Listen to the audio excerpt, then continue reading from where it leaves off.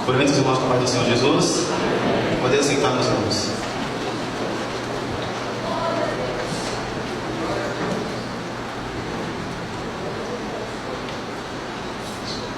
Graças a Deus por essa oportunidade que o Senhor nos concede para estar toda a Santa Presença, para louvarmos e bendizermos o teu santo nome. Agradeço a Deus por essa oportunidade que Ele me concede para estar aqui nessa noite como ministrante da sua palavra.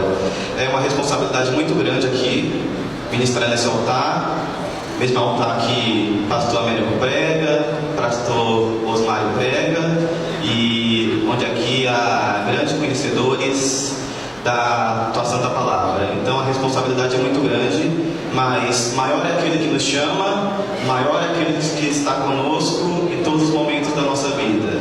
E hoje o Senhor cumpre uma promessa na minha vida, das muitas que Ele tem.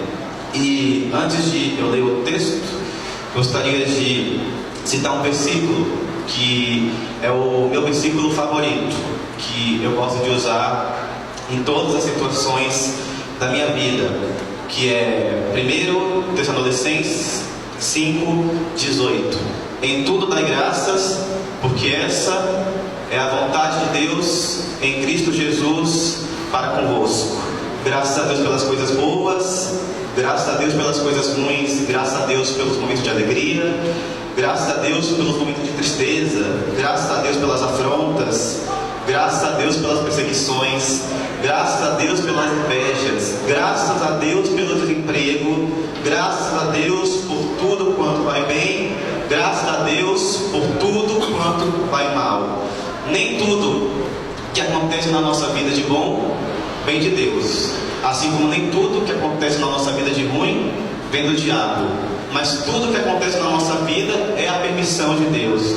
Por isso devemos agradecer a Ele por todas as coisas. O texto, vamos ler 2 Crônicas 29.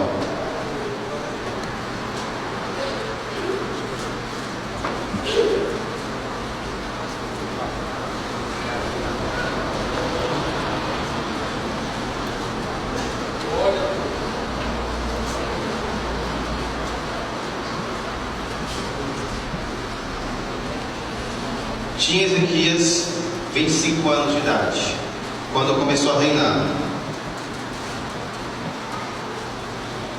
e reinou 29 anos em Jerusalém.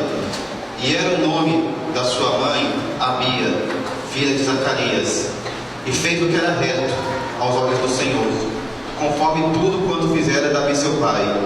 Ele, no ano primeiro do seu reinado, no primeiro mês, abriu as portas da casa do Senhor e a separou, e trouxe os sacerdotes e os levitas e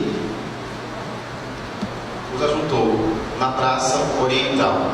E lhe disse: ouvi-me, ó levitas, santificai-vos agora, santificai a casa do Senhor, Deus de vossos pais, e tirai do santuário toda a imundícia, porque nossos pais transgrediram e fizeram o que era mal aos olhos do Senhor, nosso Deus, e deixaram e desviaram o rosto do tabernáculo do Senhor, e lhe voltaram as costas.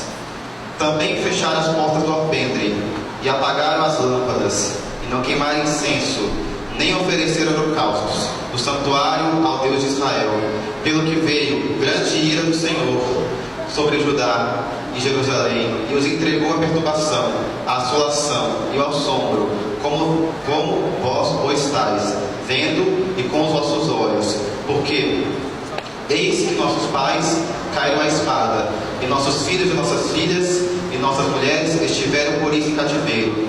Agora me tem vindo ao coração, façamos um concerto com o Senhor, Deus de Israel, para que se desvie de nós o ardor da sua ira. Agora, filhos meus, não estáis negligente, pois o Senhor os tem escolhido para estar diante dele, para os servires e para serem seus ministros e para queimar incenso. Amém. Vamos voltar um pouquinho no tempo.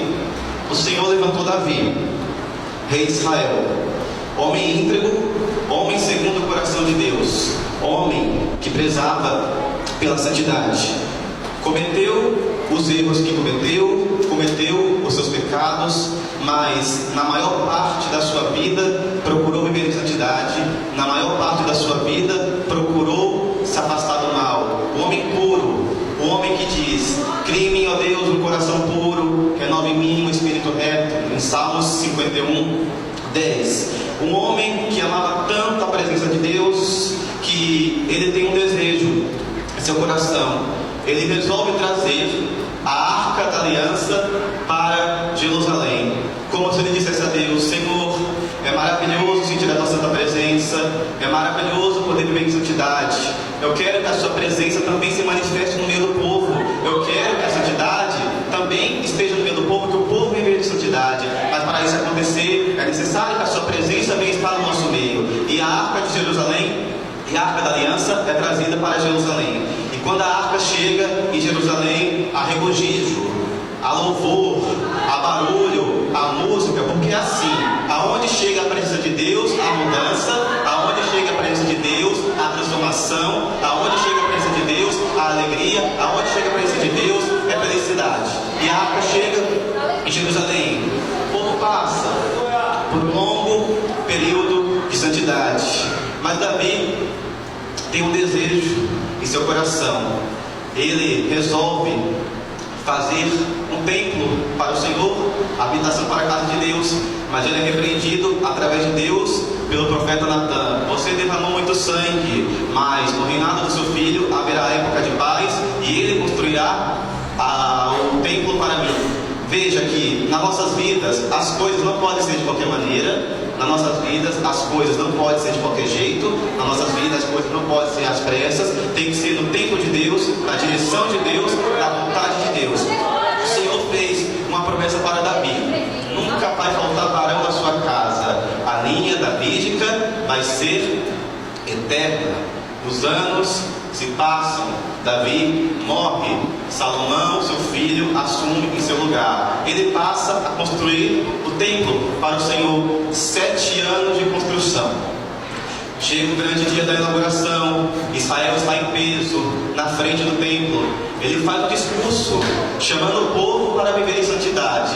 E de repente a Bíblia nos diz que cai fogo do céu e acende o altar. E o povo não consegue ficar de pé e cai prostrado no chão. Como ficar de pé diante de tamanha glória? Como ficar de pé diante de tamanho poder? Como ficar de pé diante de tamanha santidade? Quero aqui abrir um parênteses.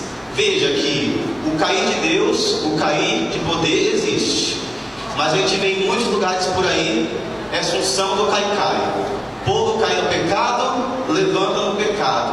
O povo cai de uma forma, levanta da mesma forma. Ora, se for para cair do mesmo jeito e levantar da mesma forma, não tem propósito nenhum, não tem sentido nenhum. Veja que Moisés caiu e viu Deus de costas. Ezequiel caiu e se tornou um grande profeta escatológico. Paulo caiu e se tornou o maior apóstolo de todos, apóstolo dos gentios, um grande ganhador de almas. Na inauguração do templo, Israel caiu, mas quando se levantaram, viveram um grande período de santidade. Que venhamos cair como pecadores e levantarmos como santos e priorizarmos pela santidade, porque se for para a gente cair e levantar do mesmo jeito, é melhor a gente ficar com a cara no chão, prostrado, se humilhando e pedindo perdão para Deus. Há grandes dias de santidade, o tempo se prossegue, mas a gente sabe que no meio do caminho Salomão perde o foco, perde a direção, se desvia e se envolve com a idolatria, se casa com casamentos não permitidos, se envolve com a imoralidade. Ora, não adianta a gente provar tanto de Deus, não adianta a gente chegar em tamanho nível de intimidade, de santidade, e a gente não saber manter. Porque Deus não chamou ninguém para ser fogo de palha. Deus chamou a gente para ser fogo santo e para a gente queimar até o fim. Precisamos prezar pela santidade, precisamos ser fiel até o fim, ser fiel até a morte da tia e a coroa da vida eterna. Salomão morre, passa o seu tempo, Salomão morre, o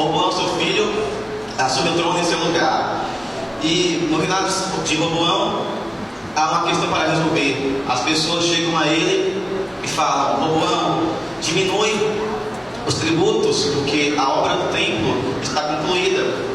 E Roboão resolve se consultar com os anciões, e os anciões dizem: faz o que o povo diz, porque assim você vai ganhar a confiança do povo. Depois ele se resolve consultar com os seus amigos. Os seus amigos dão um conselho contrário: oprime o povo, aumente os impostos. Veja que Roboão se tornou um rei tirano. Precisamos tomar cuidado com quem a gente vai nos aconselhar. Precisamos tomar cuidado com quem a gente vai pedir ajuda, porque nem todo mundo é digno de confiança. Tem gente que parece ser amigo, mas não é, vai nos levar para o caminho errado. O Senhor nos diz: vamos pedir direção a pessoas cheias de Deus, vamos pedir direção para pessoas experientes, vamos pedir direção para as pessoas mais velhas, vamos nos aconselhar com as pessoas certas. Roboão também se envolve na idolatria, e de repente no seu reinado acontece algo muito triste. A nação de Israel, que viveu grandes dias de santidade, é rachada e é dividida em duas. Aí passa a existir aí dois reinos: reino do norte com 10 tribos, Israel, e reino do sul com 2 tribos, Judá. Jeroboão, escolhido por Deus, assume a liderança, o governo do reino do norte. Ainda nos dias de Salomão, quando Salomão se entregou à pecaminosidade, Jeroboão recebeu uma profecia pelo profeta Aías, que ele seria governante do reino do norte. Então ele passa a governar o reino do norte, mas ele também se desvia dos caminhos do Senhor, chega ao ponto de levantar um altar, uma imagem idólatra, se envolve na idolatria, se envolve em pecaminosidade. E a partir daí, a partir dele, todos os reis que vieram no reino do norte se entregaram à idolatria, à imoralidade, à pecaminosidade. Glória a Deus. Deus enviava seus profetas, mandando o povo se consertar, mandando o povo voltar para a santidade. Mas o povo não queria ouvir. O povo tinha prazer para os seus atos, como vivêssemos estes dias em muitos lugares por aí. A pecaminosidade tem entrado dentro dos templos, a prostituição tem entrado dentro dos templos, a imoralidade tem entrado dentro dos templos, a impureza tem entrado dentro dos templos, como nos tempos antigos. O Senhor levantava seus profetas para levar o povo de volta à santidade. Hoje Deus levanta pregadores, levanta pastores, levanta profetas. Profetas não no sentido de ofício, porque isso já não existe mais, que o último profeta foi João Batista. Mas Deus levanta ainda profetas que não tem medo de falar a verdade, que não tem medo de dizer o que Deus manda, que não tem medo de entregar aquilo que Deus dá para ele. Em muitos lugares a palavra de santidade não é mais bem-vinda. Hoje o povo prefere palavras triunfalistas. Hoje o povo prefere palavras de autoajuda. O povo pecava, o povo não sentia culpa. Irmãos, é a gente que muda, mas Deus é o mesmo ontem, hoje e será eternamente. Hebreus 13:8. Pode o povo vir a pecar, mas Deus continua sendo santo, prezando pela santidade. Mas começando daquele que vos chamou, sede vós santos em toda a nossa maneira de viver, porque está escrito: sede santos, porque eu, Deus Todo-Poderoso, sou o santo. 1 Pedro 1:15 e 16. Mas durante a história houve remanescentes. Mas Deus diz: não te chamei para ser pecador, te chamei para ser remanescente. Não te chamei para viver na pecaminosidade, te chamei para viver na santidade. Ainda tem 7.000 que não se dobram perante Baal, ainda tem crente que tem nojo do pecado, ainda tem crente que escolhe viver em santidade. Passam 19 reis pelo reino do norte, nenhum rei prestou, todos se entregam à pecaminosidade. Chega o reinado do 19º rei, rei Oséias. A degradação chegou a tal ponto que durante durante o seu reinado, o reino do norte é conquistado pela Síria e é levado cativo. Depois de 210 anos de história do reino do norte, no ano 722 a.C., o reino do norte chega ao fim. Santidade nos leva a Deus, pecaminosidade nos leva à separação, nos leva à destruição, nos leva ao fim. Reino do sul, Roboão continua no seu reinado. Deus tinha uma promessa, não faltaria varão na casa de Davi. Diferentemente do reino do norte, no reino do sul ainda se levantam alguns bons reis. Então reina Roboão, depois reina Abias, depois reina Asa, depois reina Josafá, depois reina Jeorão. No reinado de Jeorão, Acabe governava o reino do norte. Eles resolvem fazer um pacto, eles resolvem fazer uma aliança. Acabe era casado com Jezabel e eles tinham uma filha chamada Atalia. Então eles aprenderam o seguinte: vamos casar nossa filha Atalia com Jeorão, vamos unificar os dois reinos, vamos nos tornar um só. Assim vamos também colocar fim nos nossos conflitos. Deus não chamou a gente para se misturar, Deus chamou a gente para se separar. Não vamos escutar as propostas do cão. Aparece gente oferecendo bebida, aparece amigos oferecendo drogas. Muitas vezes estamos de boa e no nosso celular recebemos fotos íntimas do sexo oposto com propostas. Somos tentados por todos os lados, mas Deus mandou a gente renunciar, Deus mandou a gente viver a santidade, Deus mandou a gente ser firmes e constantes. Vamos viver separados desse mundo. Ao casamento, Jeorão se casa com Atalia. Eles têm um filho chamado Acasias. Acabe morre, depois passa um período de tempo, Jeú assume o reino do norte. E ele não aceita aquela mistura, reino do norte e reino do sul. E na direção de Deus, ele resolve matar todos que existiam na linha sucessória de Acabe. Mata todo mundo, não sobra nenhum. Mata inclusive Acasias, que era filha de Atalia, e Jeorão. E Atalia se revolta com aquela situação e no espírito de vingança ela resolve matar todos da casa de Davi. Mas sobra um, Joás. E de repente se levanta uma mulher de Deus, cujo nome era Joseba, a esposa do sumo sacerdote. E para Joás não ser morto, ela pega ele e esconde ele dentro do templo por um período de 6 anos. Então Atalia, filha de Acabe e Jezabel, vira a líder do reino do norte. Uma pessoa que não fazia parte da linha davídica. Veja que ponto chegou o reino do sul. O povo se entregou drasticamente à pecaminosidade, à imoralidade. Mas passam esses períodos de 6 anos e há uma reviravolta. Joás sai do templo e Atalia acaba sendo morta.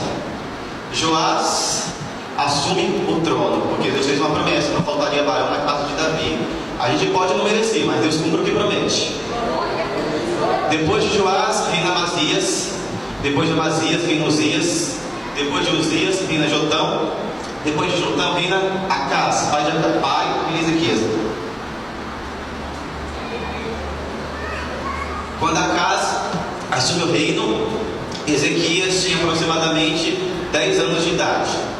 Acaz governa o reino por 16 anos, mas Acaz se torna um dos piores reis da história. Também se entregou à pecaminosidade, também se entregou à prostituição, à idolatria, foi mais além, se entregou à feitiçaria. Então ele pega seus filhos, lança eles no fogo, oferece em sacrifício a Deus pagãos. O reino do sul chega a uma das suas maiores degradações da história. A Bíblia fala, um pouco antes do capítulo 29, que Acaz não só pecava, mas também levava o povo a pecar. E de repente, o cerco se fecha. A pecaminosidade era tanto que Deus faz acontecer uma situação. Povos inimigos tentam conquistar o reino do sul. Se levantam os filisteus, se levanta os edomitas tentando destruir o reino do sul. Acaz entra entra em desespero. Meus irmãos, às vezes é assim nas nossas vidas. Às vezes o cerco se fecha, as coisas se apertam, porque Deus quer despertar a gente. Deus quer levar a gente de volta à santidade. Deus quer levar a gente de volta ao caminho certo. Deus quer trazer a gente de volta para a tua santa presença. Mas acaso, em vez de buscar a direção de Deus, em vez de fazer o Senhor, e em vez de buscar a direção do Senhor, ele resolve fazer o seguinte: ele chama seus servos e diz: tirai do ouro precioso do templo do Senhor, tirai da prata preciosa da casa do Senhor, tirai os utensílios da casa do Senhor, levai ao rei Tiglat-Pileser, rei da Assíria, e vamos pedir proteção para ele. Vamos pedir proteção para os nossos inimigos. Ora, em vez de buscar a direção de Deus, em vez de buscar a proteção de Deus, ele busca a proteção de povos ímpios. Veja que, com certeza, na consciência dele, ele sabia que estava vivendo em pecaminosidade, ele sabia que estava no caminho errado. Mas, muitas vezes é assim: as pessoas estão no pecado, estamos no pecado, mas a gente não quer reconhecer. A gente quer dar um jeitinho, o jeitinho brasileiro, jogar para baixo do tapete, resolver a situação de outra forma, mas muitas vezes não queremos reconhecer as nossas falhas, não queremos dizer a Deus que estamos no pecado. E também existem pessoas que estão vivendo no pecado, mas acham que não são mais dignas de obter o perdão de Deus. Veja que Deus é onisciente. Deus jamais se esquece de nada. Mas tem uma coisa que a Bíblia diz, que Deus se esquece. No livro de Miqueias, capítulo 7, que é os nossos pecados quando são perdoados. Em Miqueias 7 fala que os nossos pecados quando são perdoados, Deus pega eles e lança eles no mar do esquecimento. 1 João 1:9 fala: se confessarmos os nossos pecados, ele é fiel e justo para nos perdoar os pecados e nos purificar de toda injustiça. Se há arrependimento, há perdão, há remissão. Aleluia. Aleluia. Mas Acaz não para por aí. Ele resolve ir pessoalmente a Damasco. Quando ele chega em Damasco, ele vê um altar de ouro. Ele vê o povo sacrificando naquele altar de ouro. Ora que o altar que existia no templo era um altar de bronze. Então ele manda fazer uma cópia do altar de ouro. Vamos fazer essa cópia e vamos pegar esse altar de ouro e colocar no altar de bronze. O altar de bronze é tirado da sua posição, colocado em outro lugar, e no seu lugar é colocado um altar de ouro. Quando ele volta para Jerusalém, a primeira coisa que ele faz é sacrificar esse altar de ouro.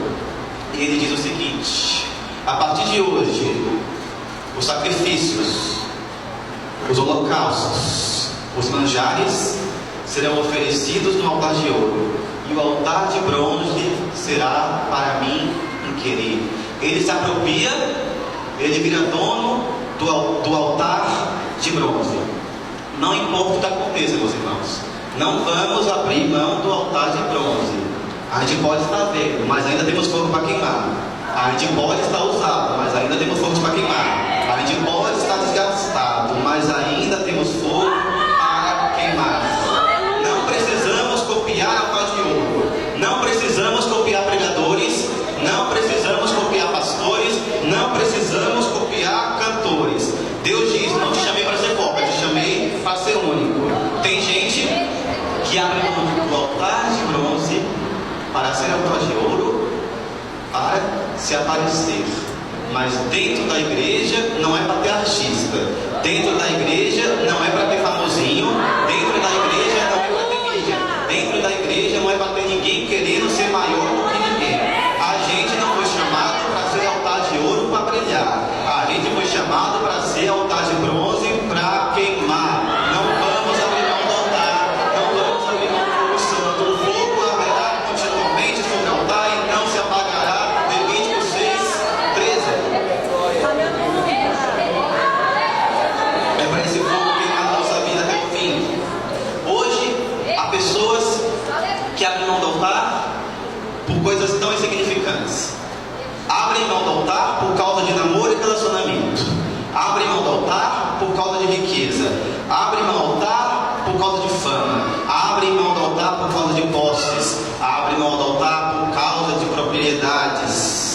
abrem mão do altar por causa das suas vãs concupiscências, mas que nós não venhamos abrir mão do altar, que nós venhamos ser remanescentes, que nós venhamos ter prazer pelas coisas santas, que nós venhamos abrir mão dos desejos da carne, que nós venhamos abrir mão da pecaminosidade e ter prazer de viver em santidade. A Caispeca, durante toda a sua vida, se torna um dos piores reis da história. Ezequias assume o trono com 25 anos de idade, um jovem. Logo quando ele assume o trono, nesse início de texto, eu vejo 3 palavras proféticas. Tem gente que não crê em palavra profética. Eu vou falar aqui a primeira palavra profética. Eu vou pedir para você estender a mão. Se você crê, você estende a mão. Se você não crê, não estenda a mão. Não seja falso consigo próprio, não seja falso com o Senhor. Se você tem palavra profética, estenda a sua mão, por favor, nesse momento, se você crê. Eu tinha dito que Acás, pai de Ezequias, pegou os seus filhos, lançou eles na fornalha. Era para Ezequias ter morrido. Podem tentar te matar, podem tentar te jogar no meio do fogo, podem tentar te jogar no meio da fornalha, podem tentar acabar com a sua vida, mas se Deus tem projeto na sua vida, não há ninguém que toque com você que acabe com a sua vida. Ninguém toca na pessoa que Deus não permite. Todos nós nascemos com um plano, todos nós nascemos com um projeto específico. Se nós priorizarmos pela santidade, se nós estivermos na dispensação do Senhor, o plano que Ele tem na nossa vida vai acontecer, não importa o que aconteça. Quando Ezequias assume o trono, no reino do norte, Oséias governava. Era o último rei do reino do norte e ele estava no 3º ano do seu reinado. Veja que Ezequias assume o trono quando o reino do norte faltava muito pouco para se acabar. E semelhantemente ao que houve no reino do norte, durante um bom período no reino do sul, durante o reinado de Ezequias, o povo tinha se entregue à pecaminosidade. O povo pecava, não sentia culpa, não sentia remorso algum. Para eles estava tudo bem, para eles estava tudo normal. Mas, meu Deus, prostituição continua sendo pecado, fornicação continua sendo pecado, adultério continua sendo pecado, homossexualismo continua sendo pecado, idolatria continua sendo pecado, imoralidade continua sendo pecado. É que hoje o povo acha que é normal, mas continua sendo pecado. Ao assumir o trono, Ezequias poderia fazer o que quiser. Poderia se deitar com as concubinas, poderia usufruir dos tesouros do templo, mas ele tomou a decisão. Ele escolhe viver em santidade, ele escolhe ser santo, ele escolhe abrir mão dos pecados, abrir mão das obras da carne. A gente vê todo o contexto que aconteceu na época do seu reino, na época que ele assumiu o trono. Porque é importante para a gente entender uma palavra mais profunda, a gente vê a genealogia, a gente vê o contexto histórico, a gente vê o contexto social. Ele vê uma geração pecaminosa e não se contamina. Ele estava em um ambiente pecaminoso, mas a gente vê que não é o lugar que faz a gente pecar, são as nossas próprias escolhas. Veja, Adão pecou no paraíso, mas José não se contaminou na Babilônia.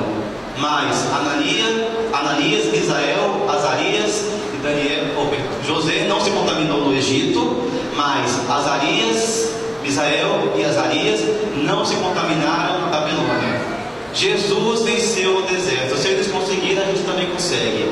A gente pode estar dentro do lugar, dentro do ambiente mais pecaminoso, mas o que nos leva à pecaminosidade são as nossas escolhas, são as nossas decisões.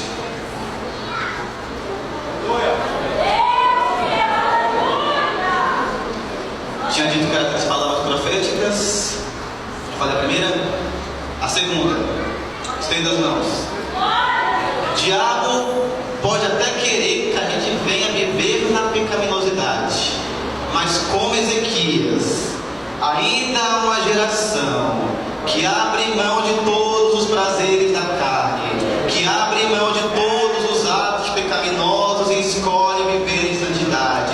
Que venhamos ser uma geração santa, que venhamos ser uma geração pura, que venhamos ser uma geração limpa. Glória a Deus. Ezequias, um pouco mais para frente no capítulo 29, convoca os levitas. E ele diz: tirai de toda a imundícia do templo. Não vamos fazer como os nossos pais fizeram. Por isso a ira do Senhor se acendeu sobre nós. Ora, hoje as pessoas têm abandonado as coisas de Deus, têm deixado a luz esfriar. Mas Deus chama a gente para a gente voltar ao primeiro amor. Jesus disse que no fim dos tempos o amor de muitos se esfriaria, mas ele disse que seria o amor de muitos, não seria o amor de todos. Então veja que tem duas opções. Nós temos o livre-arbítrio de escolher se a gente faz parte desse muitos ou se a gente faz parte desse poucos. Que venhamos ser poucos, mas vamos continuar prosseguindo. Que venhamos ser poucos, mas vamos continuar caminhando. Que venhamos ser poucos, mas vamos continuar prezando pela santidade, renunciando ao pecado, renunciando tudo que não presta. Que jamais venhamos desprezar a palavra de Deus, porque é a palavra que nos corrige, é a palavra que nos doutrina, é a palavra que nos fortalece, é a palavra que nos cura, é a palavra que nos consola, é a palavra que nos dá vigor, é a palavra que nos dá alegria, é a palavra que nos leva para o caminho certo, é a palavra que nos faz apartar dos pecados, é a palavra que nos torna pessoas melhores. Tudo é a palavra de Deus, meus irmãos. Que não venhamos abrir a palavra de Deus. É a palavra que traz o verdadeiro avivamento. Avivamento não vem de pula-pula, avivamento não vem de movimento, avivamento não vem de rodopio, avivamento não vem de homem, avivamento não vem de pregador, avivamento não vem de pastor, mas avivamento vem da palavra de Deus.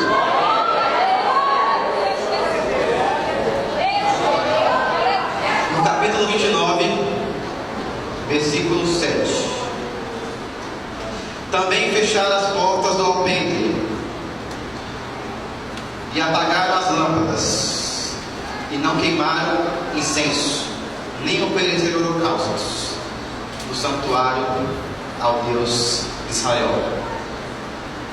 Não tinha mais altar, não tinha mais sacrifício, não tinha mais adoração, não tinha mais santidade. As portas do templo estavam fechadas, as luzes do candelabro estavam apagadas, ninguém mais queimava incensos. Ezequias diz: por isso a ira de Deus se acendeu sobre nós. Não vamos ser negligentes, vamos fazer um concerto com o Senhor para a sua ira se apartar de nós. Como Ezequias diz, o Senhor diz para nós: também vamos fazer um concerto com o Senhor.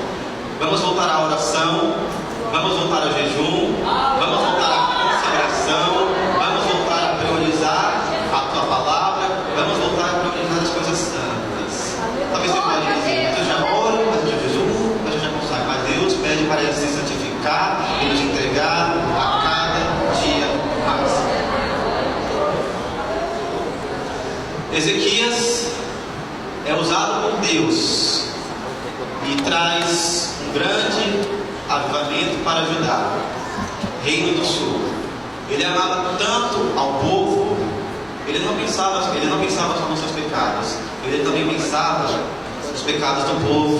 Ele não queria ver o povo naquela situação, ele queria ver o povo vivendo em santidade. Hoje temos pessoas que só se preocupam consigo próprio. Vê o irmão caído, vê o irmão em pecado, mas não tem coragem de estender a mão amiga, não tem coragem de dar uma palavra de conforto, não tem coragem de ajudar a pessoa a se reerguer e levar essa pessoa a prosseguir para o caminho certo. Mas que venhamos zelar uns pelos outros, porque nós todos formamos o corpo de Cristo, nós somos únicos. Ezequias faz uma reforma geral em todos os sentidos.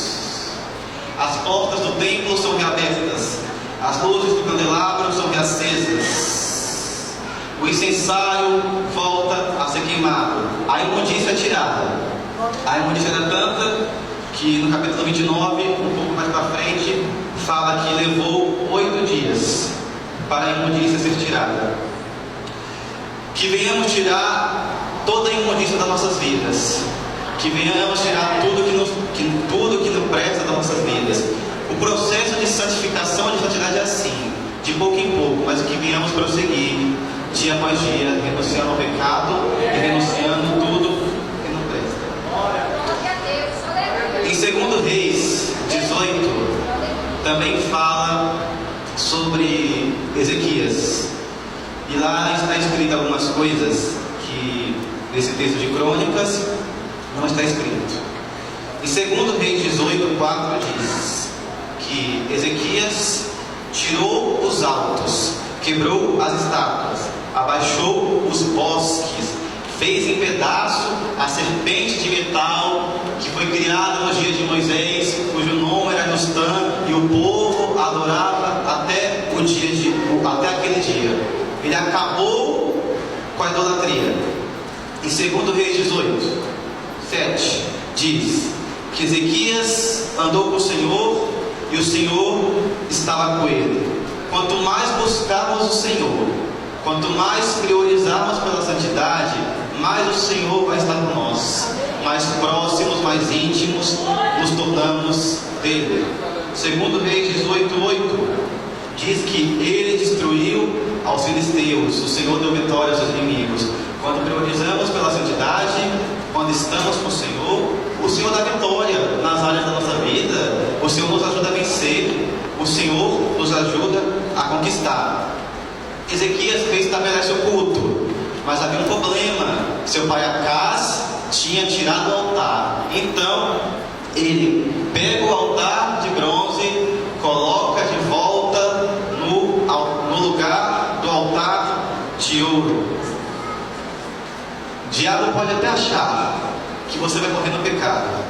O diabo pode até achar que você vai morrer na pecaminosidade. Mas ainda há tempo, mas ainda há esperança, ainda há tempo de restituir o altar de bronze, ainda dá tempo de restituir, colocar no lugar de volta e priorizar pela santidade, como Ezequias fez. Não vamos morrer no pecado, vamos morrer em santidade. Segundo os Crônicas 29:20 diz que toda a imundícia é tirada. Ezequias reestabelece os cultos. Ezequias reestabelece os trabalhos dos levitas, dos músicos, dos sacerdotes. Faz uma reforma geral em todos os sentidos. Então, o altar foi restituído e não é hora de sacrificar. E fala que ele se levantou de madrugada e ofereceu sacrifício por si. O Senhor ouve aqueles que ainda buscam de madrugada. O Senhor ouve aqueles que se levantam de madrugada para orar, para falar com Ele. Eu amo os que me amam e os que me buscam de madrugada, acharão. Provérbios 8:17. Ezequias era jovem, 25 anos. Hoje a juventude é tentada por todos os lados. Mas é possível viver em santidade nesse mundo. Ainda é possível ter renúncia. Ainda é possível se apartar do pecado, de tudo que não presta. Que venhamos entregar a Deus de todo o coração, como Ezequias fez. Capítulo 30, um pouco mais para frente, diz que Ezequias reestabelece a Páscoa. Ele convoca o povo e ele diz: não vamos fazer como os nossos pais, que se entregaram à pecaminosidade. Vamos priorizar pela santidade. Vamos denunciar tudo que não presta. E ele pede para o povo acabar com as imagens idólatras que cada um tinha. E o povo obedece. se aparta da idolatria. O povo se sacrifica a Deus. E há um dos maiores períodos de avivamento, de santidade na história no Reino do Sul. Ezequias, um jovem de 25 anos, usado por Deus, traz uma grande reforma para os seus dias. Veja que precisa de apenas um propósito, precisa de apenas um compromisso, precisa de apenas um por santidade. Se tem uma pessoa que preza pela santidade, ela consegue transformar todo o ambiente na qual ela está. Uma pessoa com santidade consegue, usada por Deus, transformar o seu trabalho, transformar o seu lar, transformar a sua vizinhança, transformar as pessoas que estão ao seu redor. Que viemos ser como Ezequias, um jovem de 25 anos, que priorizou pela santidade, que priorizou pelas coisas do Senhor, que priorizou pela palavra de Deus. Que viemos ser como esse homem, meus irmãos. A história desse homem é maravilhosa, a história desse homem é extraordinária. Tinha muito mais para falar, mas o tempo já está acabando, já estou no fim.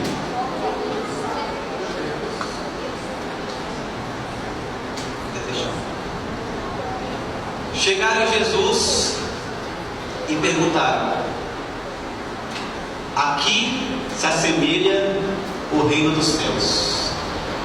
E Jesus disse: o reino dos céus é como um grão de mostarda. Sabemos que hoje a ciência, a biologia, pega os animais ainda no seu DNA, do seu embrião, dos seus genes, e faz cruzamentos com outros genes, outros DNA, outros embriões, fazendo animais novos, novas vidas. Assim como também acontece com alimentos, com sementes. Pegam a semente, fazem cruzamento com outra semente. Existem muitos alimentos hoje que são consumidos por causa de cruzamento. Mas a ciência descobriu que todas as sementes do mundo você consegue alterar o seu DNA. Mas a única semente que você não consegue alterar o seu DNA é o grão de mostarda. O reino dos céus, como um grão de mostarda, não entra adulteração, não entra contaminação, não entra modificação. Pode tentar dar um jeitinho, pode tentar modificar, mas não. Tem que ser natural, tem que ser limpo, tem que ser puro, tem que ser santo. Para entrar no céu, temos que ser santos. Seguir a paz com todos e a santificação, sem a qual ninguém verá o Senhor. Hebreus 12:14. O sacrifício perfeito, a nossa Páscoa, o Cordeiro prometido, está aqui nessa noite. É o sangue de Jesus que nos lava, é o sangue de Jesus que nos purifica, é o sangue de Jesus que nos santifica, nos leva à santificação. O que nos salva não é as nossas riquezas. O que nos salva não é o valor do dízimo que a gente dá. O que nos salva não é a posição que a gente tem, não é o carro que a gente tem, não é a quantidade de posses que a gente tem. Mas o que nos salva, o que nos purifica, o que nos leva a Deus é o sangue de Jesus. Não vamos abrir mão da santidade, não vamos abrir mão desse sangue das nossas vidas, que nos lava dos pecados e nos traz restauração. Nada além do sangue, nada além do sangue de Jesus,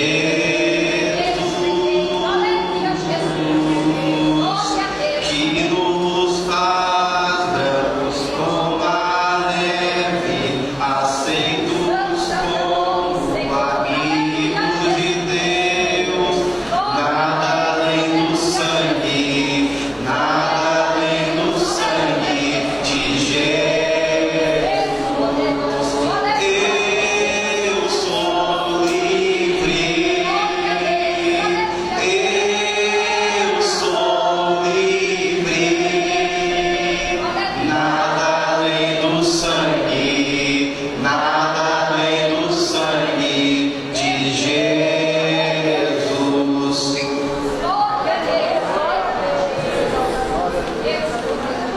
de ver, meus irmãos? Tinha dito que eram 3 palavras proféticas, falta falar a terceira. E em seguida vamos orar para terminar.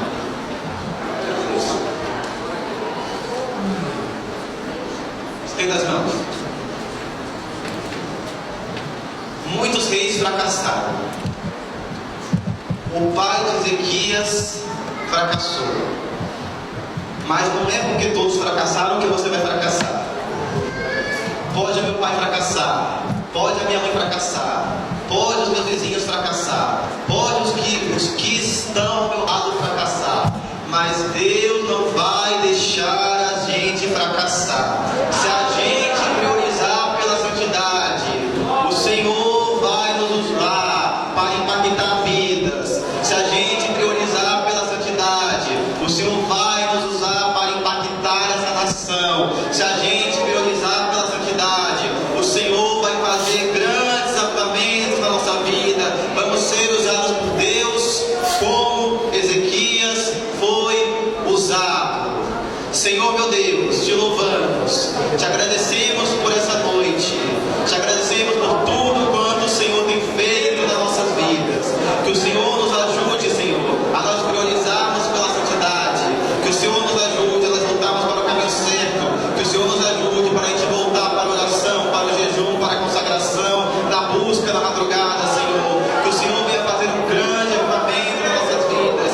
Que o Senhor venha nos usar para sermos grandes ganhadores de almas. Que o Senhor venha nos usar para a gente ganhar os nossos amigos. Que o Senhor venha nos usar para a gente ganhar os nossos familiares. Que o Senhor venha nos usar para impactar vidas, Jesus. Santifica a nossa vida, Jesus, com o teu sangue. É o teu sangue que nos purifica, é o teu sangue que nos santifica, é o teu sangue que nos livra de todo mal, Jesus. Ainda é possível viver nessa geração sem se contaminar. Ainda é possível viver nessa geração sem se entregar ao pecado, Jesus. Não deixe nós cairmos no pecado. Que o altar de bronze ainda venha queimar, Jesus. Que o fogo santo ainda venha queimar na nossa vida. Que esse fogo venha ter até o fim. Que jamais venhamos abrir mão da santidade por nada. Que jamais venhamos deixar os teus caminhos. Que jamais venhamos deixar a tua santa presença, a tua santa vontade por nada. No nome de Jesus. Amém. Desde já agradeço a oportunidade e peço que os irmãos continuem orando pela minha vida espiritual, ministerial, por todas as áreas da minha vida. Agradeço ao pastor Américo, ao pastor Osmário, a liderança da mocidade. Muito obrigado. Deus abençoe a todos. Em nome de Jesus. Amém.